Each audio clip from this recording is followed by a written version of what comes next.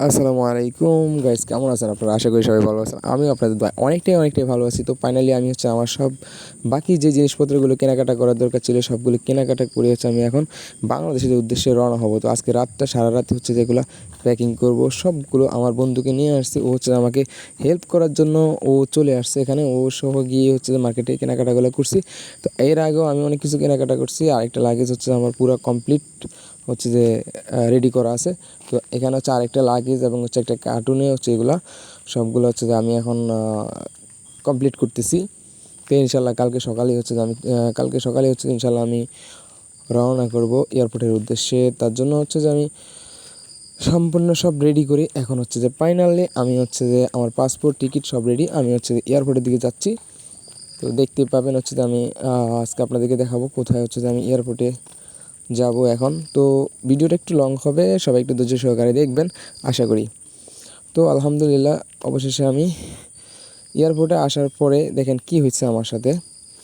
এয়ারপোর্টে আসার পরে যে আমার সাথে একটা অনাকাঙ্ক্ষিত ঘটনা ঘটছে। আমার একটা এই কার্টুনটা আমি বুকিংয়ে দেওয়ার সময় যে উনি চেক করে স্ক্যানে ধরা পড়ছে এটার ভিতরে একটা পাওয়ার ব্যাঙ্ক আছে। আসলে একটা পাওয়ার ব্যাঙ্ক ছিল, সেটা যে আমার এক কাজিন আমাকে পাওয়ার ব্যাঙ্কটা দিয়েছে। আর আমি পাওয়ার ব্যাঙ্কটা এটার ভিতরে রাখার কারণে ওনাদের স্ক্যানে ধরা পড়ছে যে এখানে এটার ভিতরে একটা পাওয়ার ব্যাঙ্ক আছে।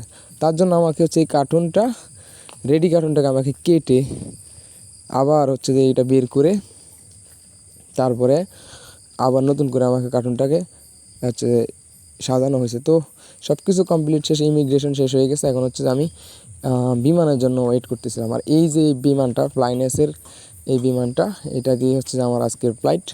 তো এখানে ওয়েটিংয়ে আছি। এখন ওয়েটিং করতে করতে বিমানটাকে দেখতেছিলাম যে ওই বিমানটাতে আমি যাব। কারণ দেখতেছিলাম এই বিমানে আমাদের সামানগুলো বুকিং দেওয়া হচ্ছে, বিমানের মধ্যে নেওয়া হচ্ছে, সবগুলো দেখতেছি।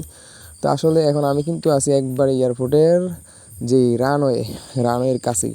তো অবশেষে আমাদেরকে ডাকা হলো যে আমাদের সময় হয়ে গেছে, আমাদেরকে বিমানে অলরেডি যেতে হবে, বিমানে পৌঁছাতে হবে। বিমানে গিয়ে আমাদের আসন গ্রহণ করতেই হবে।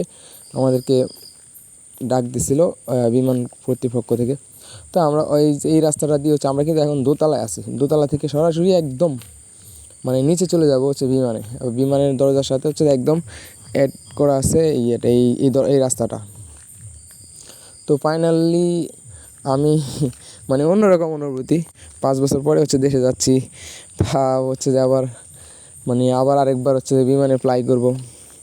আসলে একটু ভালোই লাগে। তো এই যে বাহিরে এখন কিন্তু আমি একবারে সম্পূর্ণ বিমানে এয়ারপোর্টের যে রানওয়ের কাছে আছি। তো ফাইনালি বিমানে উঠে গেছি। বিমানটা এখন উড়বে, আকাশের দিকে উড়ার জন্য প্রস্তুতি নিচ্ছে।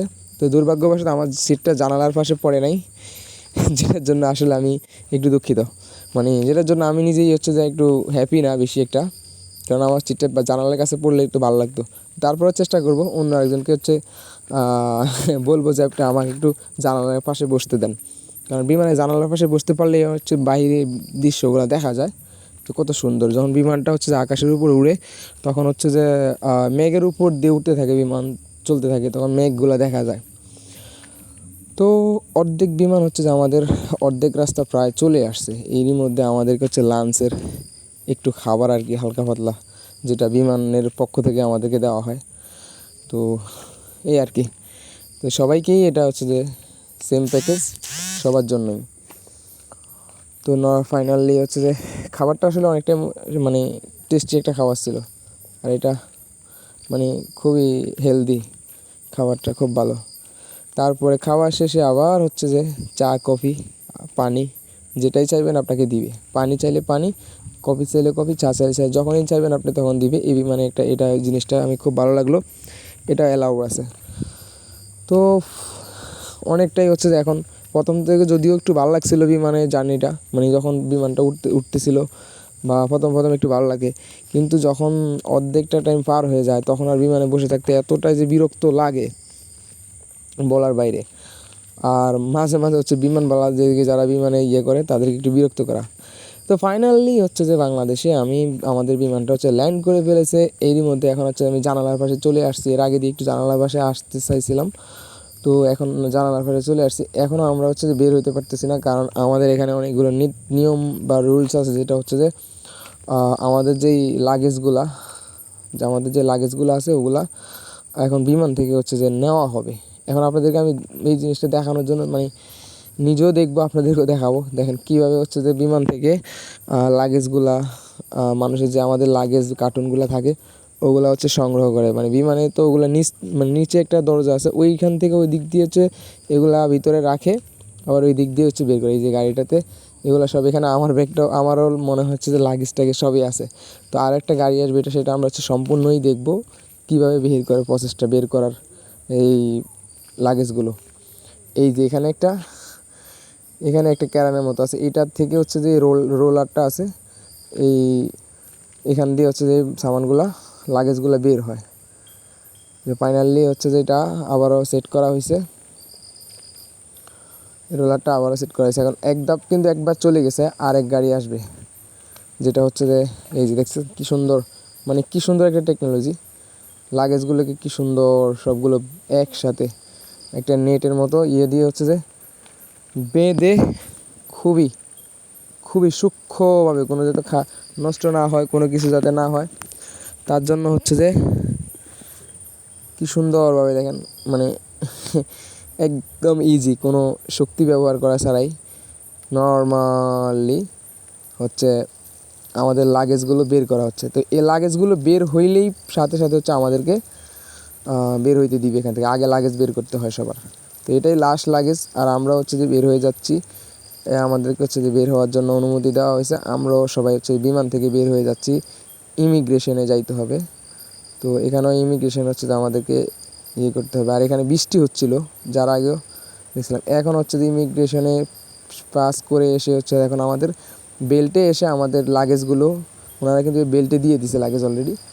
আমরা হচ্ছে যার লাগেজটা যে চিহ্নিত করে খুঁজে নিব এখন।